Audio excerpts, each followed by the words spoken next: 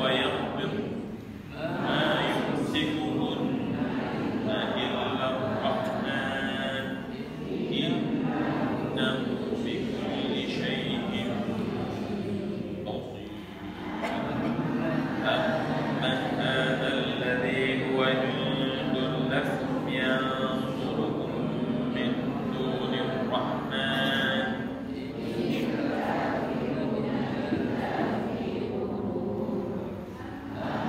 أمن هذا الذي يرزقكم إن أمسك رزقه بل لجوا في عتو ونفور أفمن يمشي مكبا على وجهه أهدى أمن يمشي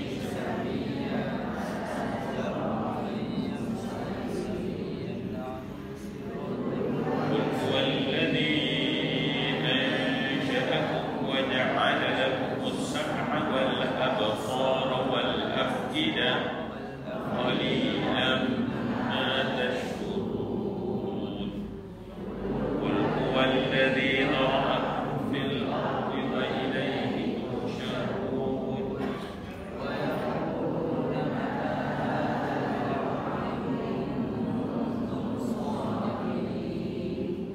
قل إنما العلم عند الله وإنما أنا نذير مبين.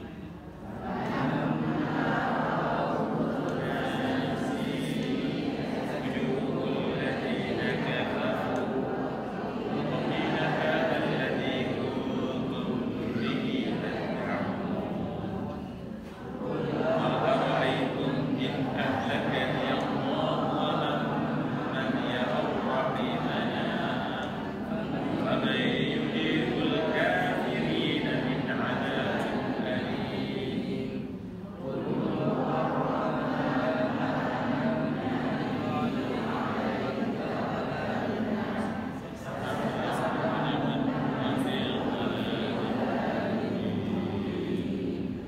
قل أرأيتم إن أصبح ماؤكم غورا فمن يأتيكم بماء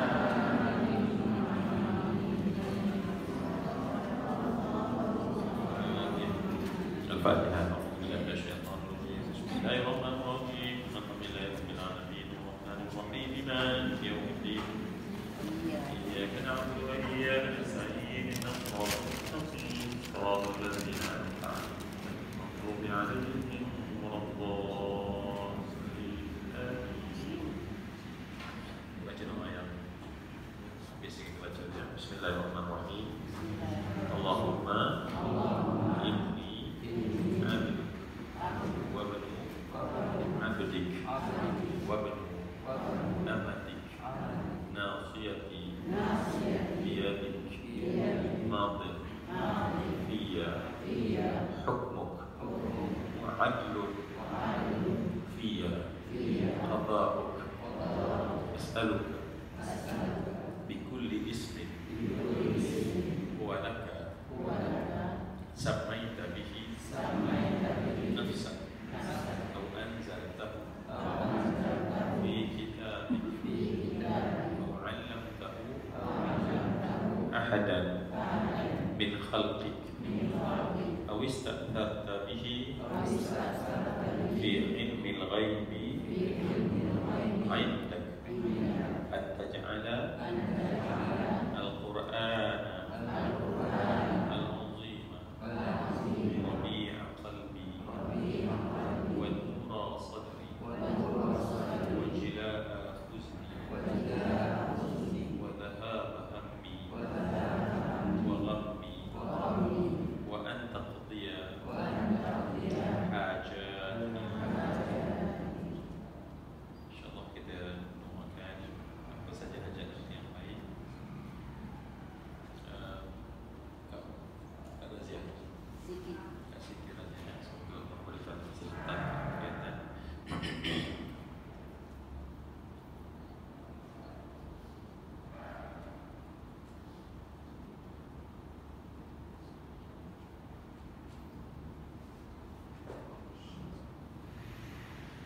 حاجاتنا وصلى الله على سيدنا محمد وعلى آله وصحبه وسلم والحمد لله رب العالمين. السلام عليكم ورحمة الله وبركاته. أعوذ بالله من الشيطان الرجيم. بسم الله الرحمن الرحيم. الحمد لله رب العالمين وبه نستعين على أمور الدنيا والدين. الصلاة والسلام على رسول الأمين سيدنا ونبينا وحبيبنا محمد وعلى آله وصحبه أجمعين.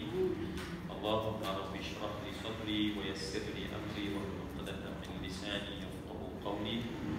سبحانك لا علم لنا إلا ما علمتنا إنك أنت العليم الحكيم.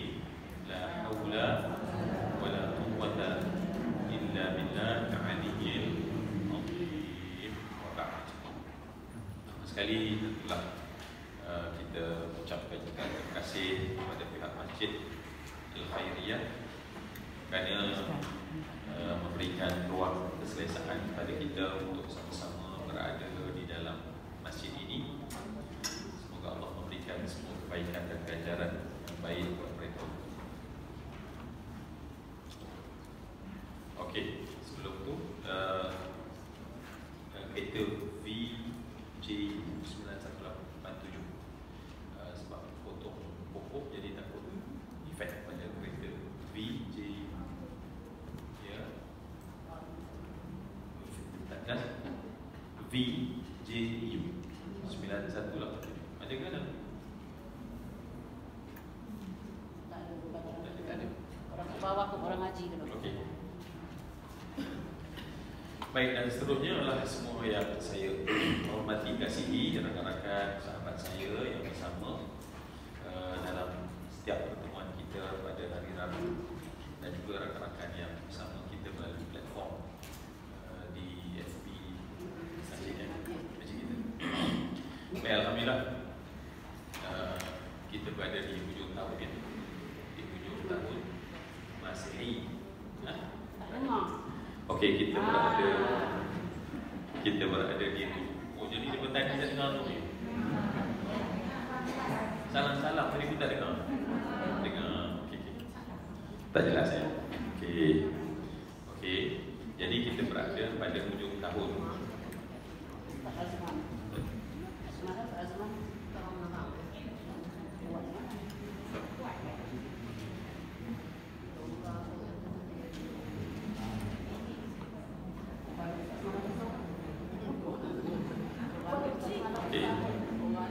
Okey, boleh ya? Terima kasih. Okey, kita berada pada hujung tahun Masehi. Ni last aku kelas dia untuk tahun ni lah. Untuk tahun ni di last lah. Maknanya kita jumpa balik tahun depan lah. Ya, panjang umur semua kita temukan lagi di dalam hadapan insya-Allah. Betul lah ya, masa ni memang rasanya makin laju pun ya. Dah gabu kan. Dah gabu dah. Jadi betul lah pesan Sayyidina Ali dikata apa dia? Ad-dahru fi sarfihi ajib walakin ghaflatan nas fihi ajab. Masa yang pantas berlalu itu ajib, mengajaibkan. Walakin tetapi ghaflatan nas fi ajab. Tetapi kelalaian, ghaflah manusia dalam masa yang pantas berlalu itu jauh lebih mengajaibkan. Ya. Tak apalah kita pinjam saja kan tahun Masihi ini sebab patutnya kita punya kalender sebenar adalah Hijri, ya, Hijri. Tapi dah begitu penggunaannya, jadi kita menggunakan satu benda yang haruslah, ya, menggunakan bilangan kalender secara Masihi ini satu yang harus. Pada boleh pakai, boleh tak pakai. Jadi kita juga mengukur lah, ya. Kita mengukur kita punya apa? Baik, insyaAllah kita jadi kita akan sambung baru ni ada, bukan baru sekarang pun ada polemik yang tentang Ashabul Kahfi kan. Sebab kita pun mengaji Ashabul Kahfi sebelum ni, masa tu tak ada polemik tu. Jadi kita tahu apa isu dia, apa masalah dia. Agama Kristian. Agama Kristian. Oh, okey. Sedikit sebagai yang kata belasan kita nak kelas lah. Kita bukan nak kelas lebih-lebih, kita nak kelas dalam kelas saja. Cuma bila kita nak ulas sesuatu isu kan, isu ni dia ada satu masalah je, ialah di mana kecenderungan kita, di mana kecenderungan kita. Sebab biasanya orang yang berada di satu-satu kecenderungan, dia tak faham apa berada di pihak lain. Bahkan dia akan jadi lebih teruk lagi sampai jadi bermusuhan kan. Jadi saya harap kita, bila kita duduk dalam kelas kita, sebab kelas kita base-nya adalah ilmu. Jadi bila ilmu, dia tak pedulilah, maknanya dilihat dari sudut ilmunya kan. Dan akhirnya kita buat kita sendiri memahami isu itu dari sudut ilmiah lah sepatutnya. Kenapa? Sebab saya teringat ada satu syair, dia sebut apa dia? Lasta tara aiban lidil wuddi wal ikha wala ba'dana fi idza kunta radiya ainu ridha an kulli aibin kalilatun wa ainu suhtin an kulli aibin khati'atun. Okey, dia kadang-kadang tu bukan masalah benda tu, tapi mata itu, kita itu. Okey, syair kata lasta tara aiban, engkau tidak akan dapat melihat satu keaiban. Lasta tara aiban, engkau tak akan dapat lihat satu keaiban. Pada siapa? Lidil wuddi wal ikha, pada orang yang kau sayang atau saudara. Geng kita, semua geng kita, kau tak nampak lagi padanya keaiban. Wala ba'dha ma fihi, wala ba'dha ma fihi, bahkan bukan satu keaiban, satu juzuk kecil keaiban pun kau tak nampak. Idza kunta radiya, bila kau telah redha dengan keaiban itu. Jadi sebab itu saya nampak dalam dunia hari ini, dia bukan masalah apa, masalah orang duduk kat mana. So bila duduk kat mana, dia tak nampak lagi. So dia tak nak gunakan ilmu. Lepas tu dia sambung lagi apa dia? Ainu ridha, mata yang redha. Mata, sebab tadi tu, sebab dia duduk kat sini. Ainu ridha an kulli aibin, mata yang redha pada semua keaiban. Khati'atun, maka dia tak rasa pun benda tu, dia jadi tumpul. Wa ainu suqtin, tetapi kalau mata yang marah melihat sesuatu keaiban, tajam. Jadi tajam tumpul tu bukan pada benda tu, tetapi pada mata. Jadi sebab tu Imam Ghazali pesan satu benda. Ini elok sangat untuk kita ya. Kita tahu bahawa kita ni dijaga oleh akal. Ya, mesti ada kata Allah jaga, memanglah. Janganlah bukan faham. Kita semua tahu hakikat. Orang hakikat Allah ya. Jadi Allah jadikan akal. So bila kata akal jaga, Allah lah jaga, sebab hakikat aslinya pada Allah. Akal ini ada beberapa masa dia tidak berfungsi. Ya, maksudnya dia tak boleh jaga kita. Dan bila dia tak jaga, kita bahaya. Ya, sebab kemuliaan manusia ni pada akal. Baik, bilakah masa-masanya akal tak berfungsi? Okay, kalau secara fizikalnya ketika ketika mabuk, ya itu akal tak tidur, kan? Akal tak jaga kita. Maksudnya akal sedap, tapi tidur jaga-jaga, ya, tidur kita pun akal jaga, ya. Allah jadikan akal yang luar biasa, ya. Kita tidur, sebenarnya ketika kita tidur kan kita gerak, dan kalau ukur pergerakan kita tu, ukur pergerakan tak tahu berapa meter jauh, tetapi kita bergerak macam orang yang kontrol. Dia tak ada orang jatuh katil. Tengok dia pecah rahsia dia. Tengok tengok kita tak nak cerita tu kan. Baik. Kenapa? Okey, kenapa jatuh katil?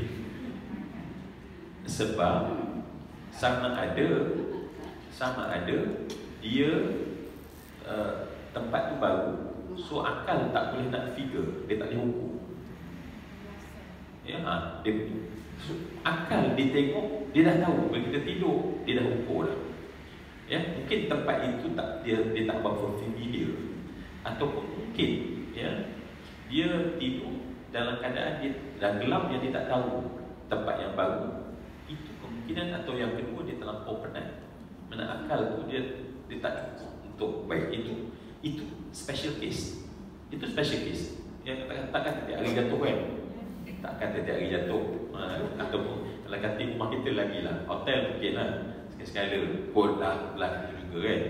Maknanya Allah jadikan akal untuk pada kita, ya. Dan sebab itulah salah satu daripada maqasid syariah adalah jaga akal. Akal ni terjaga elok, ya. Sebab Allah kuat tu, ya Allah, luar biasa kan. Allah kuat. Dalam akal kita ada 3 bilion neuron. 3 bilion. Jumlah itu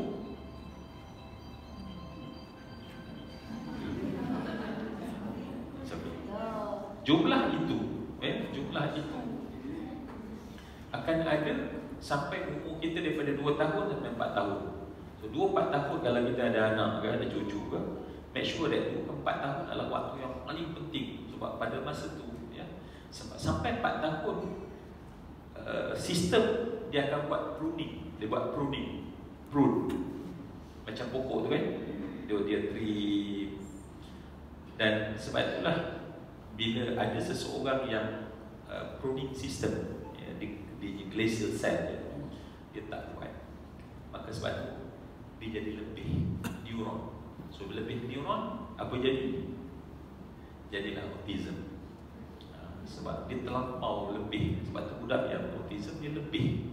So bila dia lebih, sedangkan manusia ni dia patut 3 bilion saja. Dan 3 bilion itu remain sampai kita mati, ya.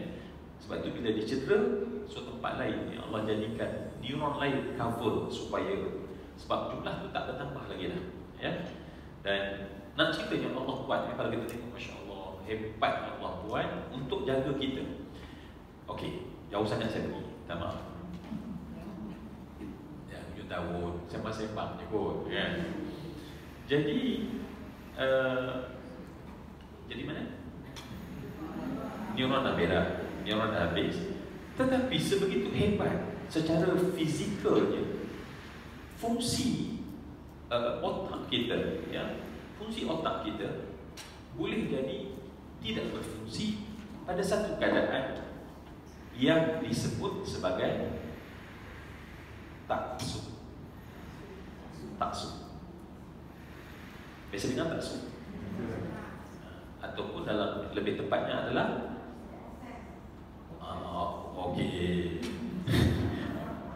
atau lebih tepatnya adalah ta'assub.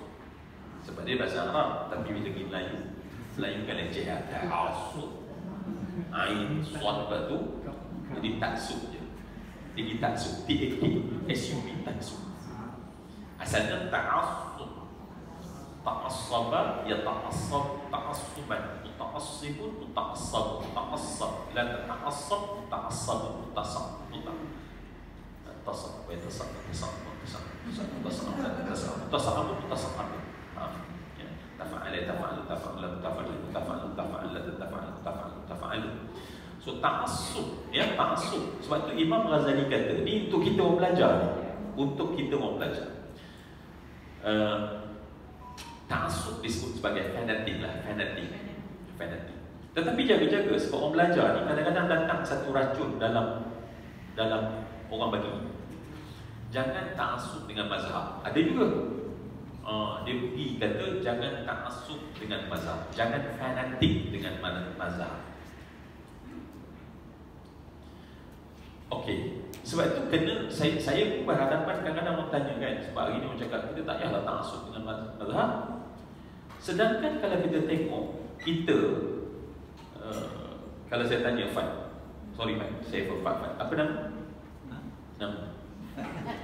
Nama penuh? Fadli. Penuh? Fadli? Itu je? Okey, baik. Imam Nawawi, Imam seperti Ibn Hajar Asqalani, bila dia tulis kitab dia bukan tulis nak sebut nama dia, dia sebut apa mazhab dia. Dia Imam Nawawi Asy-Syafi'i. Ibn Hajar Asqalani, dia tulis nama dia, dia sebut nama dia, dia perkenalkan dia Asy-Syafi'i. Jadi kalaulah mazhab itu tak boleh ta'assub, kita tak ta'assub. Sebab Fat tadi tanya dia tak sebut pun. Ke Fat sebut? Saya tak dengar kaji Imam Fat dah sebut Fadli bin Adnan Asy-Syafi'i. Yang kononnya ta'assub sangat, tak ta'assub pun kan. Sebab ta'assub kita kena tengok definisi. Apa makna ta'assub? Apa makna ta'assub? Ta'assub ni dia punya sama, dia punya akar dia dengan asabiyah. Dia punya akar kata dia sama je. Asabiyah, asaba, ta'assub. Baik. Ta'assub ni kalau kita pegang sesuatu benda dengan cengkam tak nak lepas, itu bahasa. Tetapi memegang dan mencengkam sesuatu dengan emosi, bukan dengan akal. Sebab tu orang yang tak faham, dia kata tak boleh ta'assub mazhab. Sebab mazhab bukan dipegang dengan emosi. Mazhab semuanya base-nya adalah akal dan ilmu. Jadi satu benda yang dipegang, kalau kata kamu jangan ta'assub dengan Islam, jangan. Sebab ta'assub maknanya saya pegang betul-betul. Tetapi saya pegang betul-betul berdasarkan kepada ilmu. Kenapa saya pegang kepada Islam? Sebab saya berpegang dengan akal, ya. Jadi sebab tu kalau ta'assub tak boleh kepada benda yang baik, tak boleh ta'assub dengan Nabi. Sebab kita ikut Nabi.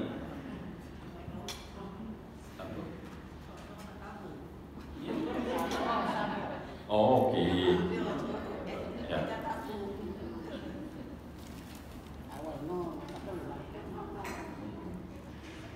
Alhamdulillah, sahabat baik saya, dia tahu saya suka di awal. Bukan baik dan punya faham. Baik. Kat mana tadi? So, boleh tak kita kata ta'assub pada mazhab? Pula. Tak boleh lah. Saya mengikut mazhab, ana mutamassik. Bukannya ta'assub. Sebab ta'assub ni konotasi negatif. Ingat, ta'assub adalah satu konotasi negatif. Dia tak pergi pada benda baik, bukan benda baik, ya? Jadi jangan, kalau kata jangan ta'assub mazhab. Saya bukan ta'assub mazhab. Saya hanya ikut school of thought. School of thought. Sebab kalau tak ada school of thought, saya nak buat keputusan apa? Apa saya beri keputusan sampai saya nak buat, ya? Akhirnya cacar berbah kan, cacar berbah. Kereta kita proton, tapi format kata tukar dia punya spark plug dia, kancil punya. Lepas tu ini pula dia punya, saya tak tahu komponen dalam tu apa yang ada. Apa yang tolong saya, kalau komponen kereta, Tuan Haji tolong saya. Muslimah saya tak nak tanya sangat, ya? Dia orang kalau apa tersadar, dia call suami dia, bukan call komen, ya? Semua komponen kereta tu boleh tak tukar-tukar? Kalau kereta kita satu jenama, kita akan pakai komponen dia semua jenama yang sama, benda yang sama dalam ilmu. Dia tak boleh petik, ambil. Konon pandai sangat komen tu. Biasanya yang buat kerja ni komen. Dan komen katalah kedai proton, bukan kedai proton, komen dia hak duduk ke bawah pokok ceri ni. Komen yang bawa pokok ceri ni yang kadang-kadang ada cakap lebih pandai. Oh dia tak penting ni, potong bukan pandai sangat. Dia tukar. Yang tersedai akhirnya kita call dia tak tanggung jawab pun. Ya, habis overheating kereta kita, dia rasa minta maaf lah, saya ganti dah. Itulah dia sebenarnya ilmu. Baik, balik. Ta'assub ialah benda yang berdasarkan emosi bukan kepada ilmu. Jadi sebab tu akal kita, Imam Ghazali pesan, bayang Imam Ghazali, kalau seseorang itu ta'assub, dia kata, maka ilmu tak jadi pegangan dia lagi dah. Sebab dia based on emosi dia. Ya. Jadi sebab tu pesan saya pada kita semua, ya, pada semua benda tengok betul-betul pada ilmu. Dan bila kita tengok betul-betul pada ilmu, maka sekarang datang tanggungjawab. Tadi part pertama sebelum tabung berjalan. Setelah tabung berjalan, part yang kedua, ilmu tersebut mesti dilihat secara menyeluruh. Ilmu mesti dilihat dengan cara menyeluruh. Ya, kita tidak boleh melihat dan membahaskan sesuatu ilmu daripada satu sudut saja, tetapi mesti lihat dengan sudut yang berbagai. Baik, balik pada isu. So kita dah tahu macam tu.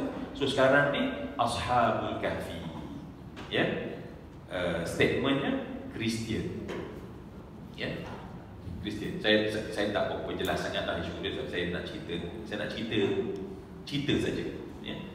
Baik, sebab tadi kita tak ada siapa-siapa, kita tak ada marah siapa-siapa, kita tak ada benci siapa-siapa. Dalam hidup ni kita kena sayang semua orang sebenarnya.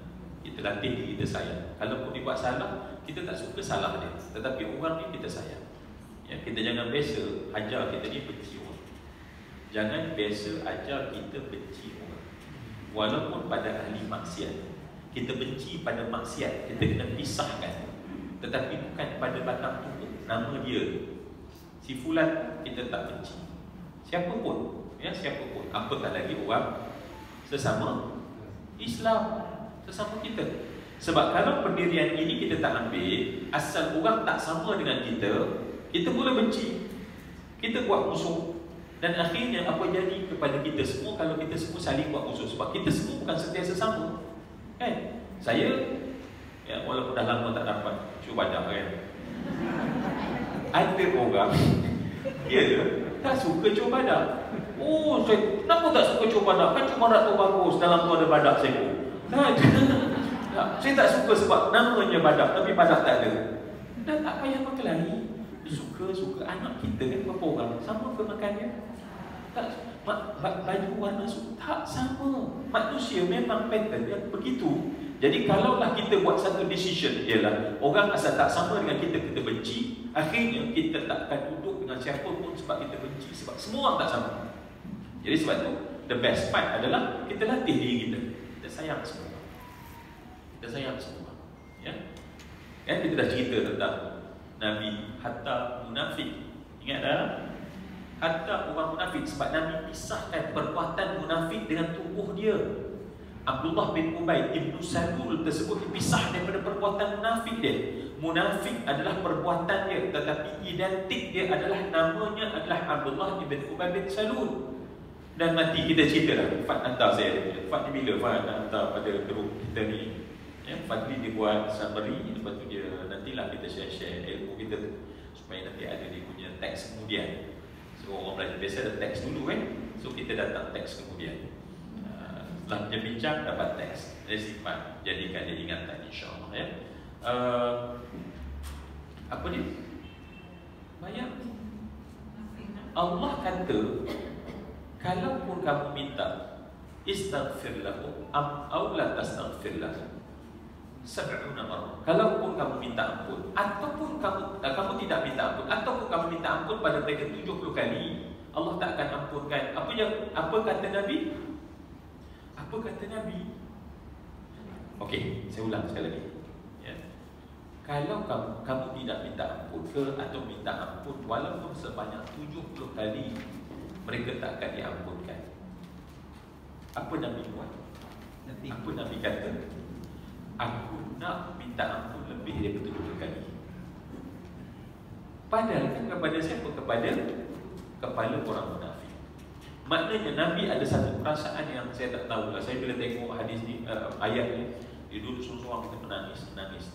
Mengenangkan Nabi yang sayang sangat. Kalaulah kepala munafik macam tu Nabi boleh sayang, ya. Apatah lagi pada kita yang memang nak ikut agama, cuma ialah kadang-kadang tersalah, kadang-kadang buat dosa, kadang-kadang, adakah Nabi akan benci kita? Jadi sebab tu Masya Allah, ya, sebab tu kita kena pandai pisahkan. Kita ikutlah Nabi, yang kita pandai pisahkan. Jangan sebab of course lah, benda ni kan dia sentiasa bawa kita supaya letak asal, letak kau geng mana, ni orang ni, ni geng ni. Kita kena duduk kat mana? Kita kena duduk kat tengah. Kan Allah kata, innamal mu'minuna ikhwatun fa aslihu baina akhwaikum. Maka hendaklah kamu mendamaikan dua saudara kamu. So kamu kena damaikan dua saudara kamu. Itu peranan yang jarang orang ambil. Orang, aku nak duduk kat sini, atau aku nak duduk kat sini. It's okay lah duduk kat mana pun. Tetapi sikap kita adalah aslihu, damaikan. Sebab kita mungkin akan sedar, mungkin sebab umur kita lah. Kalau kita tak ambil peranan ini, seluruh umat kita akan hancur dan orang lain akan berkuasa pada masa itu. Memang tak ada apa lagi dah yang tinggal pada kita. Sesalan dan tatapan semata-mata. Okey, baik. Jadi itu penting untuk saya lah. Saya rasa lah, apatah lagi kita ni sebagai seorang dai kan, pendakwah. Jadi pendakwah ni jangan biasa ajar menyampah ke orang, ya. Kita, even anak kita pun, bila kita cakap masalah tentang dia, kita kena jaga-jaga. Sebab bila kita lebih, kita dah mula menyampahkan dia. Mak jangan menyampahkan anak, sebab takut jadi penyebab kenapa anak tu mendapat kutukan yang Allah tak redha. Jadi kita kesiankan dia kan, mereka tu siapa? Anak kita. Tapi kalau kita cerita masalah anak kita lebih, kita jadi apa? Sakit hati kan? Kita sakit hati. Cerita yang patut-patut saja, yang patut-patut saja, macam lagu, yang sedang-sedang saja, kan? Yang patut-patut saja. Dan full stop. Jangan, ya, sebab kita biasa, okey, masalah banyak ni, tetapi bila kita cerita lagi, dia jadi banyak, panjang lagi. Masalah yang sebenar banyak ni. So sebab tu ni nak latih diri kita supaya kita latih kita letak satu batas. Okey. Dan biasanya kita cakap dengan pasangan kita lah kan, suami isteri-isteri kan, terutama pada sama ada anak kita. Sekarang ni kita cerita benda lebih besar di luar keluarga kita, kita buat benda yang sama. Maknanya kita jangan latih diri kita untuk benci orang, ya. Kita hidup dengan kasih sayang. Baik. Jadi sekarang ni kita tengok Ashabul Kahfi. Kita dah tahu, kita belajar dah Ashabul Kahfi macam-macam. Cuma sekarang ni bila kata siapa dia, sebab dulu ingat tak kita dah bincang, bila Allah tak sebut di mana, maka di mana itu tak penting. Bila Allah tidak sebut siapa, maka siapa itu tidak penting. Bila Allah tak sebut bila, maka bila itu tidak penting. Itu kaedah, ya. Sebab Allah tak sebut secara spesifik dia orang itu siapa. Cuma yang pasti adalah mereka adalah para remaja yang beriman kepada Allah dan Allah tambahkan keimanan, ya. Beriman kepada Allah, fityatun amanu, telah beriman. Fityatun amanu bi rabbihim, dengan Rabb mereka, wazidnahum, dan Allah menambahkan keimanan dalam hati mereka. Pastilah, maknanya iman mereka itu yang yazid wa yazid wa yazid wa yazid wa yazid, bertambah. Baik. Jadi pasti mereka itu beriman. So sekarang ni, oleh kerana tak jelas bila, maka memang menjadi khilaf dalam ulama tafsir sendiri pun. Sebab ingat dah asbabun nuzul, refer balik, saya pun tak pernah ingat. Pada asbabun nuzul, ketika orang-orang Quraisy, dia orang ni bila Nabi cakap Allah berfirman, bila datang bawa wahyu kan, Allah berfirman. Jadi orang Quraisy ni dia rasa macam tak ada point, sebab dia orang tak ada experience tentang kitab, tentang wahyu. Dia tak ada experience. So apa yang dia buat? Dia hantar utusan ke Yathrib. Sebab di Yathrib banyak orang Yahudi, bagilah banyak cakap Sepang sikit.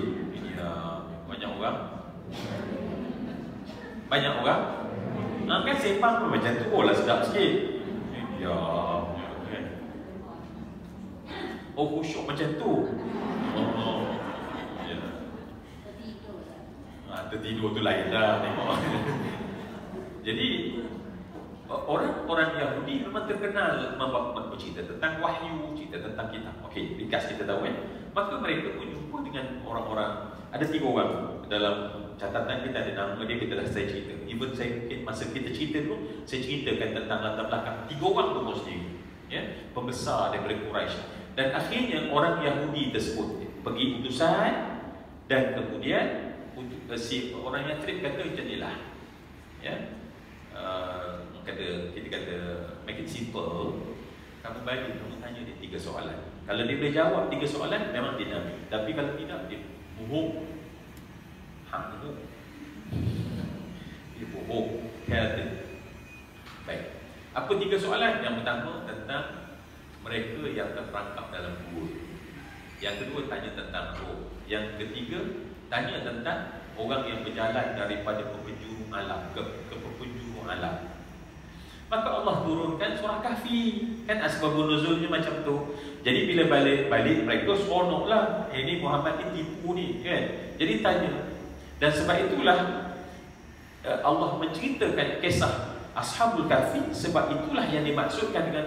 Jadi bila kita faham, maknanya apabila penyataan daripada orang Yahudi, maknanya satu kemungkinan, bukan kemungkinan, maknanya satu kenyataan bahawa dia adalah kisah sebelum Nabi Isa. Sebab apa yang datang daripada khabar orang Yahudi adalah agama sebelum datangnya Nabi Isa. So mereka itu menghimpun kisah-kisah sebelum datangnya Nabi Isa, sebab mereka tidak percaya pada Nabi Isa. Ingat ya, orang Yahudi sangat tidak percaya, bahkan membenci Nabi Isa. Sebab itulah mereka membunuh Nabi Isa. Dan mereka lah yang berjumpa dengan pembesar Rom supaya membunuh Nabi Isa. Dan sebab itulah kita tahu kenapa ada sejarah panjang peperangan antara Yahudi dan Kristian. Yahudi dan Kristian. Sebab tu Yahudi dan Kristian tak pernah duduk, tak pernah boleh duduk dalam satu negara. Mereka akan berperang, saling mengusir bila siapa ada kuasa. Mereka hanya boleh duduk dalam sebuah negara hanya ketika Islam memerintah. Hanya ketika Islam memerintah, barulah orang Yahudi, orang Kristian boleh duduk sekali. Sebab Islam tu agamanya kasih sayang. Cuma hari ini orang lain yang mempromokan mereka lah kasih sayang. Sedangkan kasih sayang adalah di bawah naungan agama Islam. Baik. Jadi nampak itulah satu. Maknanya apabila asbabun nuzul bagi tahu bahawa fakta nombor satu bahawa dia adalah sesuatu yang datang daripada agama Yahudi, bukan klaim daripada agama Kristian. So kalau daripada agama Kristian pula,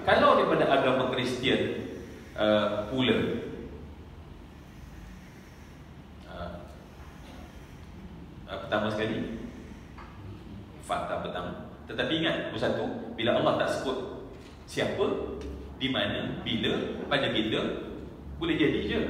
Sebab Nabi sebut dalam hadis kan, balighu anni walau ayah wa hadithu an bani Israil wala haraj wa man kadzaba alayya muta'ammidan falyatabawwa maq'adahu minan nar. Hadis rawahu Bukhari daripada Anas bin Malik bin Zaid bin Amr bin Tantar al-Ansari al-Khadraj.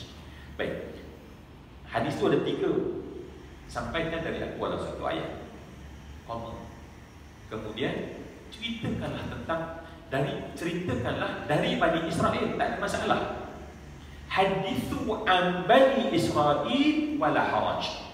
Maknanya kamu boleh cerita apa yang orang Bani Israel cerita. So apabila cerita tu adalah daripada orang Bani Israel, maka kita tahu bahawa dia adalah zaman Nabi Musa. Itu saya nak sebut dulu tadi.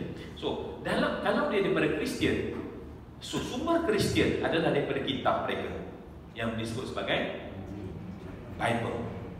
Jangan kata Injil. Ya, jangan kata Injil. Sebab kita tak percaya kepada Injil itu Bible. Sebab tu Syekh Ahmad Didat ketika dia datang Malaysia dulu, orang buat Injil bukan buku daripada Tuhan. Dia kata kalaulah Injil itu bukan buku daripada Tuhan, aku tak datang daripada South Africa. Sebab aku percaya Injil daripada Tuhan. Yang aku tak percaya adalah Bible dari Tuhan. Itu yang aku tak percaya, dia kata. So orang kita kadang-kadang ingat Injil itu Bible. Injil lain, Bible tu lain. Sebab Injil adalah word of God, macam Quran. Bible dia macam hadis je. Cerita. Dia hadis kan mencerita tentang Nabi, menceritakan tentang hadis kan. Dia tak. Quran adalah Allah sendiri yang kata. So Nabi Muhammad membaca apa kata Allah. So dalam Bible, pattern dia tak macam tu. Pattern dia adalah satu hari dia pergi ke sini, satu hari pergi sini, satu hari. Itu cerita. Bukan word of God. Beza. Baik, adakah Bani Israel kisah Ashabul Kahfi dalam Bible? The answer is no. Tidak ada kisah Ashabul Kahfi di dalam Bible. Tak ada dalam Bible. Ya, tak ada pun mana-mana daripada chapter dalam Bible tu cerita tentang Ashabul Kahfi. Tak ada. Seven Sleepers. Tak ada. Ya. Baik. Jadi yang ada hanya kisah-kisah dalam legenda, kisah-kisah legenda sahaja. So kisah-kisah legenda bukan dalam kitab. So okey, itu pun dah menjadi satu perdebatan. Dan kita pun bila belajar, kita pun baca bahawa adalah khilaf, kata dia. Kalau kita belajar dulu, kita kata ada ulama kata dia di zaman lepas Nabi Isa, ya, di satu tempat yang bernama Antioquia, ya, itu dulu kita dah cerita tentang kan. Itu dalam surah Yasin. Sorry saya. Itu dalam surah Yasin. So Ashabul Kahfi dia tergantung macam tu. So sekarang ni isu dia adalah sekarang ni menggunakan kalimah Kristian. Okey. So bila sebut Kristian dengan pemahaman orang awam terus faham agama Kristian yang ada sekarang. Macam tu kan? Sebab manusia ni, otak kita ni ada tiga ya. Otak kita ni dia ada tiga apa? No, bukan tiga bahagian. Dia ada tiga masalah. Kalau kita tak sedar masalah ni, kita bermasalah. Yang pertama otak kita, mind kita ni, mind ya, bukan otak. Mind kita pertama sekali dia suka untuk distort, lencong. Yang kedua, otak kita dia pandai diri. Otak kita pandai diri. Yang ketiga, pandai generalize. Ni memang kalau orang kajian otak kita macam tu.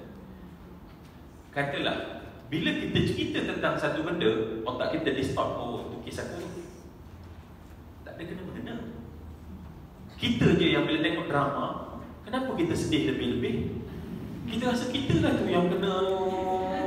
Tu kerja otak yang distort. Dia distort lagi. Jadi orang tu mesej lain, tetapi dia bawa ke lain.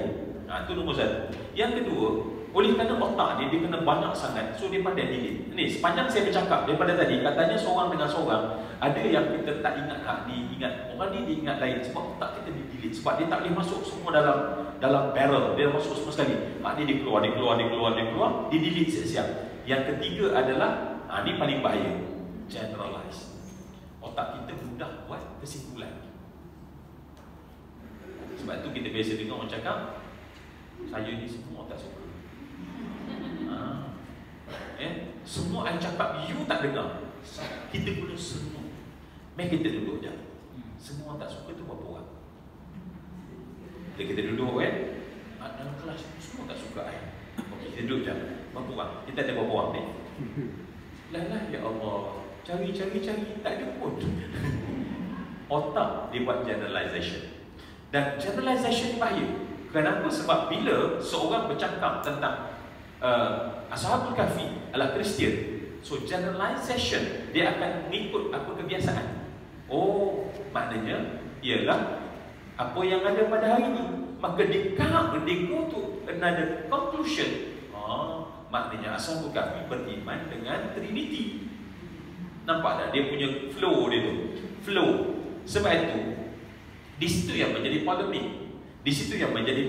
Polemiknya adalah satu perkataan kita digeneraliskan oleh orang yang tidak faham dan beranggapan bahawa sebenarnya bahawa Ashabul Kahfi, walaupun yang bercakap mungkin tak memaksudkan, sebab dia bermaksud bahawa mereka adalah mereka pemuda yang beriman kepada Allah. Tetapi apabila kita gunakan satu terma, maka otak generalize kan, maka menggunakan kalimah itu, maka menjadi satu benda yang berbahaya kepada kepercayaan kita bahawa mereka juga sebenarnya yang dimaksudkan iman tadi ialah iman.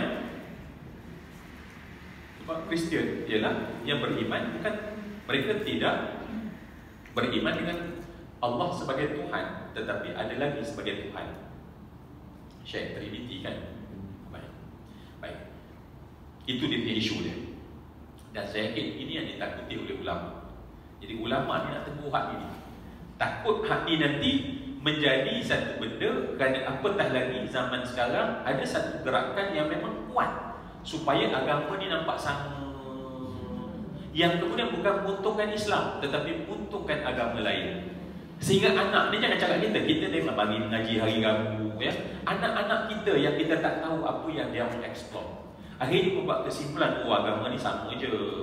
Nampak? Dia nak buat kepada satu kesimpulan agama ni sama sahaja. Ya, apatah lagi agama Ibrahimik, dikatakan Ibrahimik ya, agama lah, dan akan datang sebab benda tu dah berlaku di dunia luar. Cuma di Malaysia ni mungkin sebab kita mengawal, kita ada jabatan agama, majlis agama, para ulama kita berusaha untuk supaya benda ni tidak penetrate dalam sel, supaya tak masuk dalam pemikiran. Tetapi di luar kerana kebebasan, maka dah masuk yang membuat kesimpulan bahawa agama ni semua sama je, kita tak susah-susah pun. So pada ketika itu, kalau itu jadi, okey ke tak okey? Kalau cucu kita kata, ya, mama agama sama je, kita pun boleh je beriman dengan ni, Tuhan tu 1, 2, 3. Nampak tak? So sebab benda ini kita api kan, kita kena tunggu sampai terbakar satu rumah barulah okey kita cari fire extinguisher. Tetapi biasanya kita buat bila? Ketika dia mula marah di bahagian dapur tu, yang gas bocor tu, dia kat situ. Tetapi kalau kita biar sampai jadi satu rumah, fire extinguisher kita tak mampu lagi dah.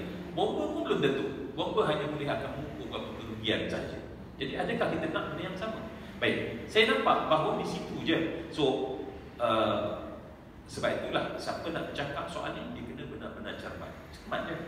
Cermat supaya jangan sampai disalah faham. Dan sebab itu bila ada teguran, saya kira teguran itu adalah satu benda yang mengingatkan kita bahawa bahayanya kalau kita tidak berhati-hati dalam kenyataan yang sebegitu. Baik. Adapun orang yang kata tak ada masalah sebab dalam Al-Quran pun ataupun dalam kitab, bahkan dalam fatwa-fatwa boleh dia pakai agama bahawa penganut agama lain itu disandarkan kepada Masihiyah, ya, digandakan dengan Nasrani dan sebagainya. Tetapi semua yang dikasihkan, kita kena faham satu benda. Kita kena faham wakil, tempat. Ulama yang memfatwakan, Ibn Hajar Al-Haythami, dia memfatwakan ketika, sebab dunia Islam terbagi pada dua masa besar.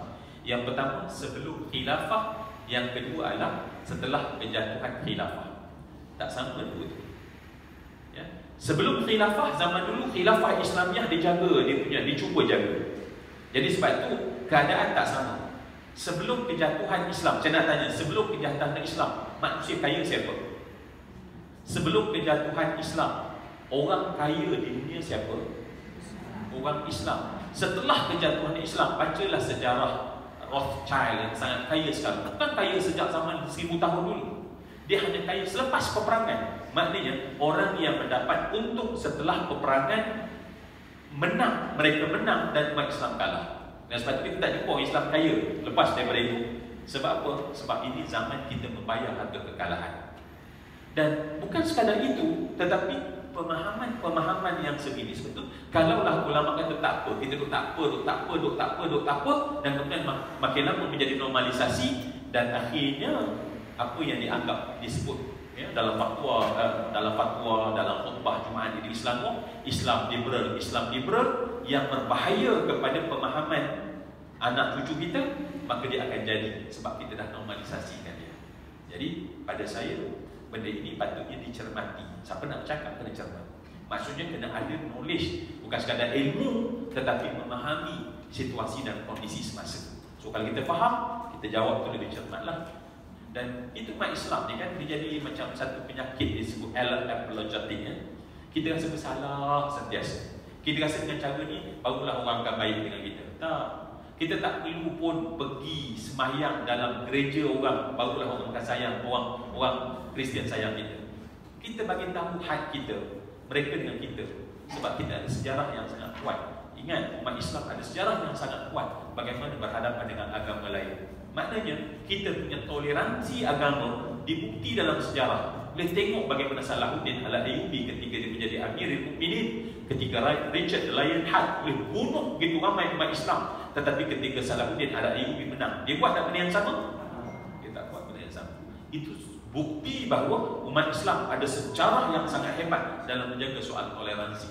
Sebab itulah Palestin tu boleh duduk dengan aman damai Yahudi, Islam, Kristian zaman pemerintahan Khilafah Islamiyah. Tapi bila habis Khilafah Islamiyah, tengok apa jadi. Bukan orang Islam dia kena bantai, sebenarnya orang Kristian pun kena bantai. Cuma dia kerana sokongan dunia terhadap Yahudi itu mereka nak terhadap mereka supaya yang menjadi satu part adalah hanya Islam. Jadi nampaklah kononnya dia pergi kepada negara-negara Kristian, kononnya mereka menggunakan perkataan-perkataan dalam kitab Kristian menyokong bahawa bumi itu bumi Yahudi. Tetapi hakikatnya adalah pembantaian berlaku. Ya, kita boleh tengok ya bagaimana ketika aman damai dulu pun, ketika dia buat ritual, orang Kristian kan dia buat ritual di dalam tengok tu kan, dia boleh ludah orang Kristian. Orang Islam boleh tak ludah orang? Saya nak tanya. Orang Islam, hei orang Islam, boleh tak kita ludah seorang penganut agama lain? Nampak? Tetapi dia orang ludah. Kenapa? Sebab ajaran mereka sangat blank. Ya. Dalam Talmud, kita ni siapa pada mereka? Ha? Kita ni siapa? Kita siapa? Dijawab apa? Jangan merendahkan tahap haiwan. Boleh dengar tak? Jangan, bila kita kata kita ni siapa haiwan, dia kata apa? Jangan rendahkan tahap haiwan. Maksudnya kita ni apa? See? Itu ajaran dalam ajaran kita tak ifat. Dan kita nak semua tolerir. Sebab tu tak boleh tolerir. Dia akan bunuh orang, hancurkan orang. Dan Islam, Alhamdulillah, kita syukur sangat agama kita. Bahkan Nabi kata, seorang zimmi dalam sebuah negara Islam, siapa-siapa yang ambil hak dia, perang dengan aku, kata Nabi. Sampai tahap tu. Sebab itulah umat Islam sejak zaman dulu kita Alhamdulillah ada bukti bahawa kita boleh bertoleransi. Sebab itulah sekian lama kita duduk kat negara kita tak pernah membunuh. Siapa bunuh, dia berdosa masuk neraka macam tu je. Siapa ambil duit orang yang bukan Islam, macam tu saja. Sebab ada ajaran yang menjaga kita. Dan belum tentu ajaran tu ada pada tempat lain. Jadi kita amal ajaran kita, insya-Allah toleransi. Tak payah tu rasa apologetic apa-apa pun. Ya, sampai kena ini barulah jadi macam kita tu dianggap sebagai bertoleransi. Ajaran agama Islam tu sendiri agamanya sangat. Cuma inilah benda yang sebab ingat ya, cuma masalahnya dalam konteks keseluruhan ketika Islam dijatuhkan, maka pada ketika itu berlakulah beberapa gerakan yang kemudian hari ini kita kenal sebagai Islamofobia. So Islamofobia adalah satu perancangan yang tersusun sebab mereka tahu Islam satu masa sangat powerful, satu empire yang sangat hebat yang bertahan 1000 tahun. Jadi nak jatuhkan dia orang tu, maka sebab itu mereka buat plan yang begitu terancang. Dan sebab kita tengok ya, kalau ada orang pecahkan beberapa depan kan, yang pertama ketika Islam jatuh, sistem khilafah. Sebab sistem khilafah sangat penting sebenarnya. Sistem khilafah sangat penting sebab khilafah itu pengganti Nabi. Maknanya kalaulah Nabi itu tak wafat, maka khilafah itulah Nabi. So bila Nabi wafat, maka yang ganti adalah khilafah. Maka sebab itu bila tidak ada khilafah, umat Islam tak ada lagi tempat nak bernaung. Dan akhirnya jadilah macam sekarang. Mereka pecahkan by state, pecahkan by state. Dan sebab itulah gerakan untuk pecahkan by state melalui negeri-negeri diikut apa? Diikut siapa? Ikut apa? Macam mana kita nak pecahkan? umat Islam supaya mereka jangan duduk di bawah kesatuan Islam. Maka mereka pecahkan ikut nation, bangsa, ras, kaum. Negeri ni, negeri ni, negeri ni, negeri ni. Orang Arab, kenapa orang Turki kena jadi khilafah? Maka dimasukkan Asabiyah. Nampak tak? Sebetulnya gerakan supaya akhirnya umat negeri ini berpecah daripada sistem khilafah. Sebab Nabi bila datang, semua orang lembur, tinggal satu saja. La syarqiyah wala gharbiyah, wahdah islamiyah. Islam satu je. Tak ada siapa, bangsa apa pun tak penting. Kerana kita adalah berdasarkan kepada agama Islam. So bagaimana dia jatuhkan? Maka pecahkan sifat, datangkan, tanamkan perasaan kebangsaan, bangsa. Dan akhirnya jatuh. So bila jatuh, apa gerak kerja dia? Yang pertama adalah mereka membuat memecahkan Islam melalui orientalis. Dia biasa dengarkan orientalis. So orientalis difakultikan supaya mereka boleh mengkaji. Dan tujuan mengkaji bukan nak mengkaji supaya mengambil kebaikan, tetapi mengkaji untuk mencari di mana titik-titik lemah yang boleh mereka masuk. Ini kerja orientalis.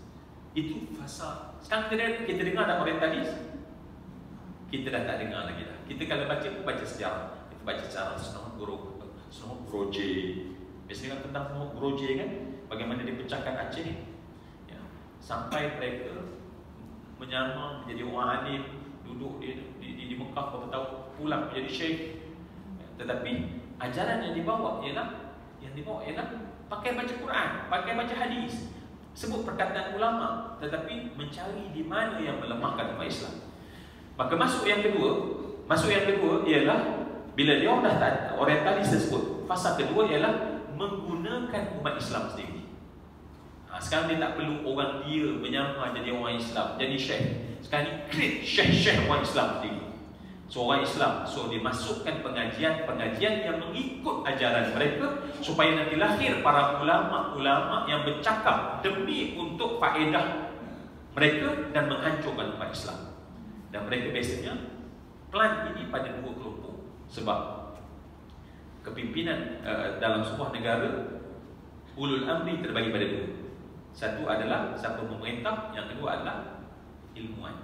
So mereka masuk dalam negara Islam, so pada siapa yang memerintah dan para ilmuwan, supaya apa yang telah dikaji oleh orientalis digunakan. Tetapi sekarang ini bukan lagi orientalis, tetapi orang Islam sendiri. Syekh sekian, ustaz sekian, doktor sekian. Tetapi dia bercakap sebenarnya hujung-hujungnya mesti akan memberi faedah pada musuh Islam. Ujung-ujung akan memberi faedah kepada musuh Islam. Bagaimana cara ilmu supaya memberi faedah kepada musuh Islam? Bagi saya cadangan. Sebab tabung awal kan, jadi kena berhenti awal kan. Baik hati kan, kan 7 tahun.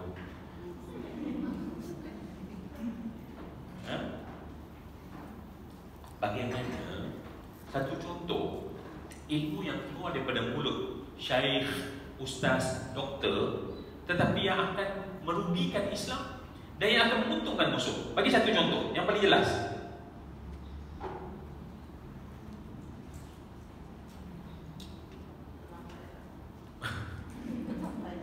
Baik, simple.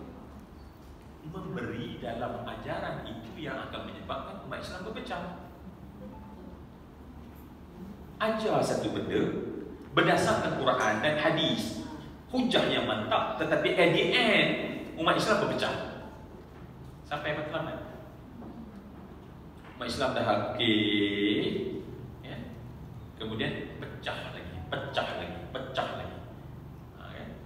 So antara cara yang terbaik adalah bagaimana nak pecahkan ilmu supaya umat Islam berpecah. Kita tunjukkan masalah-masalah furu'iyah dan khilafiyah.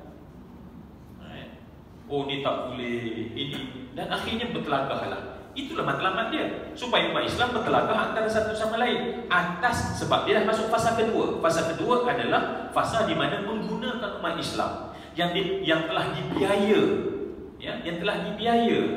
ya, Ya, mereka ada dana yang cukup untuk membiayai pemikiran, dan pemikiran tersebut yang diekspor dan akhirnya sampai kepada umat Islam pecah.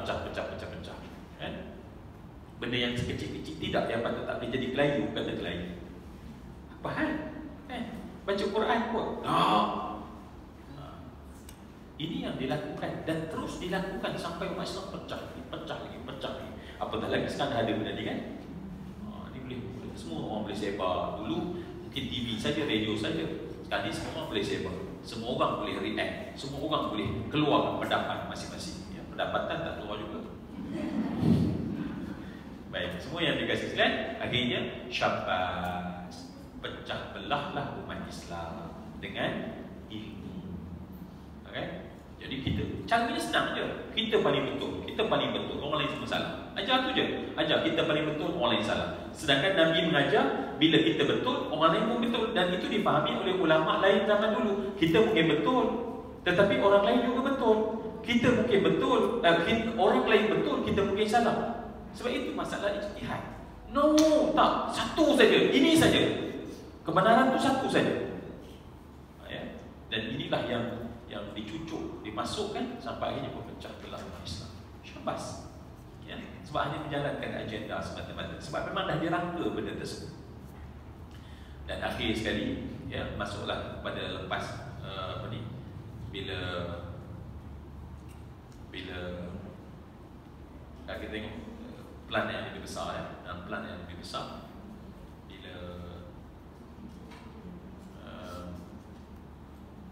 bila dia orang namakan kita ni sebagai siapa yang betul-betul nak amal Islam, dia akan labelkan sebagai mula-mula sekali sebagai fundamentalist. Jadi dulu siapa yang fundamentalist, golongan fundamental.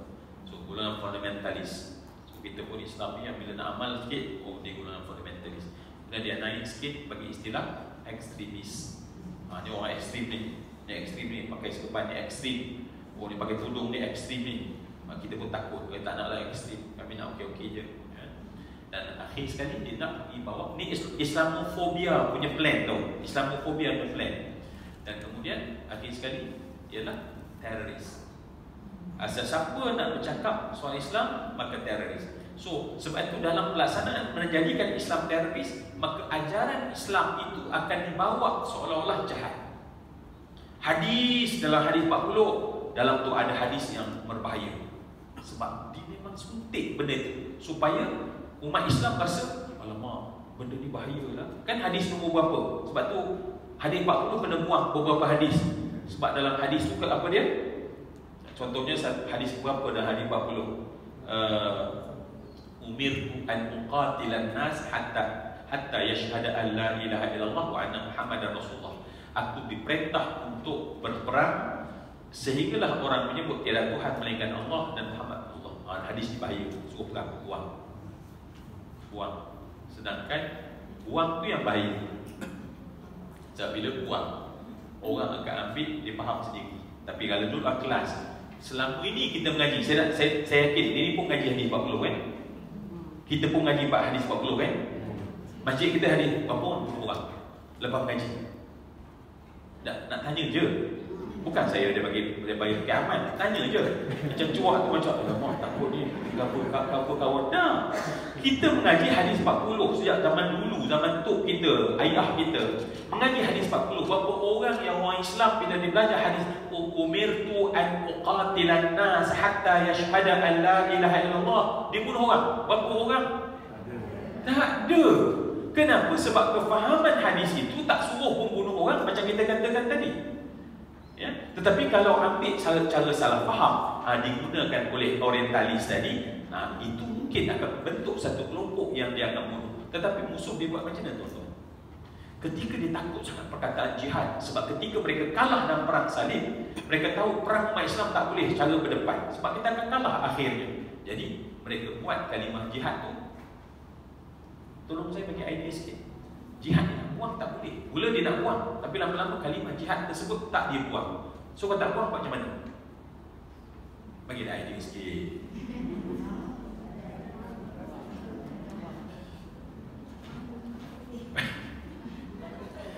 Kami datang nak rehat je Ustaz. Tiba Ustaz dia nak serius sangat. Nak buat macam mana kan? Dah tajuk dia, bukan selalu macam ni kan? Kan? Baik. Jadi mereka mengolah jihad itu daripada kita berperang dengan musuh di medan perang. Ingat ya, siapa-siapa tak boleh bunuh orang melainkan dalam medan peperangan, dan peperangan itu mesti diisytiharkan oleh negara. Dia cerita perang, bukan cerita hari-harinya kehidupan. Uqatil, bukan aqtulu. Satu kalimah satu je kan? Uqatil. Umirtu an uqatila. Uqatila. Nak tengok ada cuak kan? Nak pakai whiteboard ni pukul berapa nak habis kan? Nampak, saya nampak bukan cuak tu ada kan?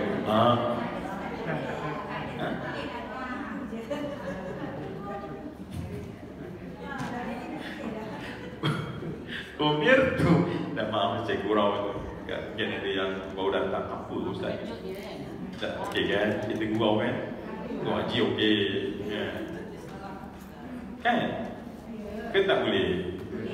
Boleh kan? Tengok dia suruh cepat. Tengok nampak sangat suruh cepat. Tulislah cepat nampak. Dan suruh saya cepat kan? Yang penting cepat. Okey? Umirtu an uqatila. Uqatila. Uqatila. Bukan umiru an aqtula. Baik, satu alif. Uqatil bermaksud perang. Aqtul bermaksud bunuh. Baik, sebab perang satu benda yang datang musuh. Datang musuh. Bukan kita pergi serang, tetapi musuh datang dan kita mempertahankan diri kita. Itu pada uqatil. Daripada kalimah qatala yuqatilu muqatalatan wa qitalan muqatilun muqatalun qatil la tuqatil muqatalun muqatalun. Kan atas wazan fa'ala yufa'ilu mufa'alatan wa fi'alan mufa'ilun mufa'alun fa'il la tufa'il mufa'alun mufa'alun. Nak bagi tahu apa dia? Makna dia ialah bukan bunuh, tetapi ketika orang serang kita ketika itu, pemerintah memutuskan kita kena mempertahankan diri dan berperang. Tapi ingat, walaupun mereka, sebab zaman Nabi mereka perang sebab kenapa? Sebab mereka benci kepada keislaman Nabi. Dan kalau tengah perang-perang tiba-tiba ada orang sebut asyhadu an la ilaha illallah, saat itu automatik kamu tak boleh bunuh dia. Cuba bayang, dalam ketika orang serang kita, refer kepada sejarah zaman Nabi, serang Nabi sebab mereka memerangi agama Islam. Dalam peperangan ada seorang tu kata la ilaha illallah Muhammad Rasulullah, kamu tak boleh bunuh dia. Patutnya kalau dalam dunia biasa, jangan cakaplah dunia biasa, jangan cakap dunia biasa, hari ini 30,000 orang dah kena bunuh di yang kononnya tak teroris tersebut telah bunuh orang semau-maunya. Kita cuba yang dalam medan perang, orang sebut la ilaha illallah, tak boleh bunuh dia walaupun dia datang nak bunuh kita. Cuba ya, tahap itu mafhum hadis tu. Bukan suruh kita pergi jumpa kat pasar bunuh orang. Tak ada sama sekali. Sebab tu kita boleh percaya, kita sangat percaya dengan ajaran kita. So ajaran kita memang tak akan menginjaya orang. Sebab itu memang base ataupun prinsip kepada ajaran kita kan. Cuma salah ya, ialah bila baik. Jadi jihad sekarang ni masalah. Macam mana kita nak buat? So mereka menggunakan orang Islam sendiri mengistilahkan jihad tersebut supaya bunuh bukan musuh tetapi bunuh orang Islam. So mereka pusing jihad tersebut, maka jadilah orang Islam dia kena pegang orang Islam, orang Islam kena bunuh orang Islam. Dan akhir sekali musuh dia tak risau apa dah, sebab orang Islam tak akan kacau dia orang Islam bunuh orang Islam. Boleh tak? Boleh. Kita ajar darah orang tu halal. Ajar darah orang tu halal. Dalam kelas kecil kita, makin kecil kita pilih ramai-ramai, tengok ada orang okey, kita pilih orang ni, kita buat usrah kecil dan kemudian kita ajar. Lama-lama kumpulan kecil ini kita suruh dia bunuh sebab darah dia orang halal. Kenapa? Sebab dia orang baca Yasin. Sebab baca Yasin adalah perbuatan bid'ah. Dan ada imam tu dia mati-mati dia nak suruh orang baca Yasin malam Jumaat, baca Yasin malam Jumaat, baca malam. Dia ni darah dia halal. Berlaku tak? Boleh berlaku. Sebab tu Syekh Ramadan Al-Buti, seorang ulama yang terkenal, tengah mengajar orang boleh tembak dan tak bom kat dia. Cuba ya. Ulama yang, tapi kenapa? Sebab dia ni kerana kelihatan membela pemimpin yang dia orang tak suka. Jadi nampak tak? Kalimat jihad tersebut ditranslate membawa bunuh orang Islam. Senang je. Bila dah ta'asub.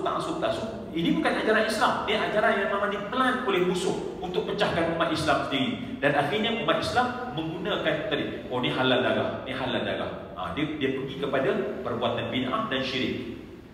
Ni pembuat syirik, ni pembuat syirik. Maka pembuat syirik apa lagi? Dia lebih teruk daripada orang Abu Lahab, Abu Jahal. Sebab dia orang lebih teruk daripada Abu Jahal. Semua perkataan itu dimasukkan dalam kepala dan sampailah petik ke satu jari dan bunuh. Itulah modus operandi. Dan akhirnya semua perkataan Islam itu nampak bunuh. Ya, sampailah September 11 menjadi-jadilah yang kita tengok sampai pada hari ini. Ya, sebab mereka tengok tak tahu kenapa Islam ni walaupun sebegitu sekali agama yang paling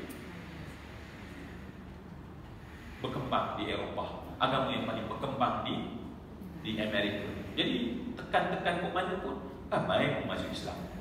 Jadi tetapi kan kata Einstein, setiap aksi ada reaksi. So kalau kita tengok reaksi itu, apa aksi dia? Kenapa berlaku reaksi orang benci sangat Islam? Sebab Islam itu makin berkembang. Kalau kita di agama yang memang tak laku oleh masyarakat, tak pergi pun. Tapi sebab alhamdulillah. Baik, semua yang dikasih sekalian, saya rasa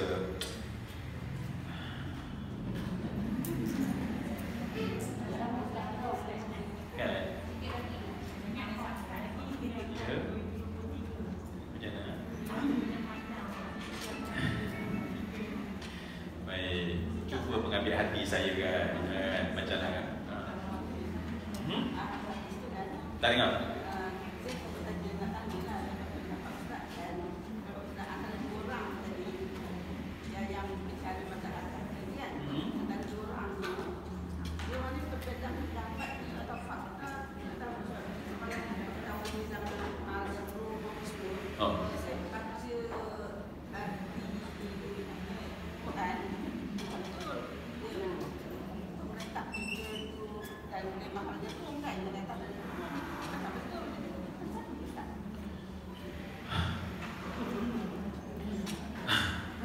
Baik, rupanya kita berbincang balik pada topik hari ini lah. Saya faham. Topik hari ini maknanya kita nak buat saya cerita dengan gambaran besar tadi untuk kita sendiri membuat dia punya kesimpulan. So, okay, it's okay. It's okay. Okay, kesimpulan. Sebab tu saya bagi semua fakta untuk kita punya kesimpulan. Kesimpulan dia adalah benda tersebut boleh digunakan, tetapi apa implikasinya? So, ada orang dia risau pada implikasi. Ada orang dia mungkin tak perasan implikasi, maka dia hanya gunakan keharusan kepada fakta itu. Jadi pada saya ialah implikasi itu penting. Implikasi tadi ialah gerakan untuk meliberalkan, contohnya kan, itu yang kita kena jaga. Tanpa menuduh siapa-siapa liberal, tak. Tetapi kadang-kadang mungkin saya pun bercakap tersalah, tapi didengar oleh orang yang sensitif. Ustaz jangan cakap macam ni sebab nanti orang tersalah faham bahawa Islam ni sama. Mungkin boleh berlaku pada saya pun, pada sesiapa pun.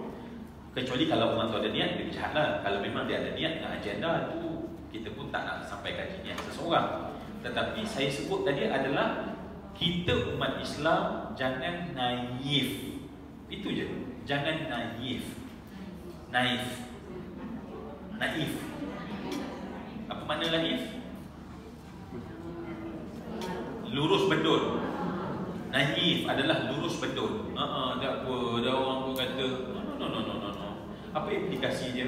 Okey. Tetapi kita bukan nak benci dah, nak faham tadi. Kita bukan dia ni salah, kita benci dah. Mungkin siapa yang sini ada konteks je, bagi tahu sebenarnya keadaan macam ni. Janganlah pula kita dengan sebab ini berkelahi antara dua pihak. Tak payah berkelahi, jumpa pihak ni tone down sikit. Janganlah sampai kasar dengan benda ni ada je bla bla bla bla. Itu saja. Sebab kita duduk dalam kelas kita dan kita nak mampu majlis khairiyah kan, yang dibangsakan dengan segala kebaikan. Jadi layaklah kita yang baik-baik saja. Jadi sebab tu, itulah sebab tu saya tadi, saya tak nak buat conclusion. Saya bagi semua fakta-fakta dan maklumat. Even at the end tak ada conclusion pun, itulah conclusion dia. Sebab benda tu tak penting. Tetapi kita dapat maklumat, itu penting. Berapa maklumat, kita tak payah berkelahi, itu penting. Kita tak payah berpecah, kita jadi berdamai, itu adalah benda yang penting. Sebab kita tak ada buat conclusion pada dua yang memang ada perdebatan dan memang khilaf. Memang tak boleh nak buat conclusion kecuali kita di mana. Wallahu a'lam bissawab. Baik, terima kasih semua kerana stay sampai ke sudah walaupun ada dah pegang handbag bagi mesej yang jelas kepada saya tak kan. Jadi semua yang saya hormati, alhamdulillah kita sebenarnya ini kelas ni hujung tahun ni. Terima kasih semua, sebenarnya terima kasih pada semua tuan-tuan haji yang masya-Allah baik sangat saya rasa tak ada tuan-tuan haji ni tak best kelas. Aku bayang semua perkataan datang kan, mesti saya rasa tak best dalam hati saya. Tapi tuan-tuan haji walaupun kerana gerak, boring pun duduk juga kan, masya-Allah alhamdulillah, sahabat sejati saya semua ada terima kasih semua. Jadi bila tak ada tu tak best kan. Dan semualah yang lain lagi senang saya cakap nak puji lebih-lebih kan. Muslimah ni berpada-pada lah. Walaupun terima kasih semua setiap orang yang hadir ni penting buat saya. Dan alhamdulillah sebab kebanyakannya duduk di tempat yang sama, so saya boleh cap insya-Allah InsyaAllah saya boleh cap. Orang tak percaya. Orang kata ada seorang jemaah kepala ustaz, saya tak, memang ustaz tak cap saya. Saya katanya duduk kat kelas kat mana? Dia sebut kat sini. InsyaAllah saya cap. Sebab biasa kan orang ni lebih kurang sama, dia berubah je lah sikit juga. Sebab kat Raziah tak ada, datang ke depan sikit jadi kat sini lepas tu yang cuti lah cuti. So insyaAllah saya boleh ingat lah, InsyaAllah kan biasa kita tak ada kursi saya ingat kursi dia saja untuk saya, rupanya kursi kita pun memang ada tanda juga kan. Jadi so terima kasih semua. Dan matlamat kita ingat bukan sekadar ilmu tetapi kasih sayang, ukhuwah Islamiyah. Sebab bila tengok-tengok balik Allah payahnya nak masuk syurga, tapi ada satu lagi yang Allah yang rahmat dia adalah orang yang berkasih sayang, orang yang bersilaturahim, orang yang doakan orang-orang yang baik. Itu ada ruang. Jadi kalau ya Allah kami lemah kat sini, agaknya hak ni adalah ruang untuk kami. Jadi sebab tu kami nak itu dalam kelas kami. Sebab tu saya suka kalau datang kelas compared to online. Tapi online jangan left dulu. Kan, kalau boleh datang sebab pahala ganjarannya banyak, lebih lagi. Dan yang kedua, ini mestilah mak saya pesan sangat, Zul, kamu bergurau dengan orang ketika kamu menyampaikan kuliah. Niat kamu adalah untuk menghidupkan suasana, tetapi pasti ada yang tersinggung, tak selesa, gurauan yang kan. Jadi saya kena ikut cakap mak kan. Jadi jadi ada mak, terima kasih. Jadi minta maaf, pastinya ada perkataan saya, akhlak saya sepanjang-panjang lah dulu kat depan kan. Mesti ada tak best kan. Jadi ampun, maaf Allah baiknya hati ya Allah. Kalau mak saya hidup saya bagi tahu ya Allah, ada bagi tahu. Okey baik. Wabillahi taufiq wal hidayah. Assalamualaikum warahmatullahi wabarakatuh. Mari kita doa khusus untuk rakan kita, sahabat kita